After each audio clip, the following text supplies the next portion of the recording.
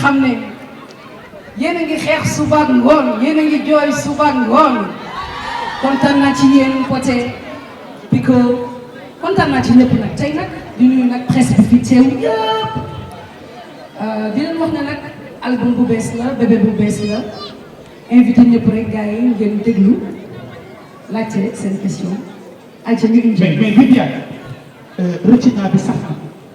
waaw Rëccina nag histoire boo xamante ni la ñaari xarit yoo xam ne ñoo doon ànd kii am kii amul kee jàppalewu ko saa yu ko ooyee du ko jël téléphone te ñoo bokkoon benn néeg donc yàlla di def àddina di dox ba kële am kële amatul donc loolu rek pour gën a yeewaat na ci ne leen jàppalante dafa am solo voilà. pourquoi l'album s'appelle beneen level foo ñu bëgg yóbbu. waaw beneen level parce que beneen style musique la. ok loolu moo tax ñu yóbbu ko ci beneen level parce que bi ñu toogee dégluwaat morceau dañ ne lii beneen level la te dafa ñëw naturellement te liggéey yaakaar naa ne nit da ngay bëgg di innover di dem ci kaw di changer di def lu bees kon nag lii beneen level la. kon la reine du Jolof Band daf ñuy yóbbu ci beneen level ci beneen jàpp ci beneen feeling waaye tamit ci beneen vibes.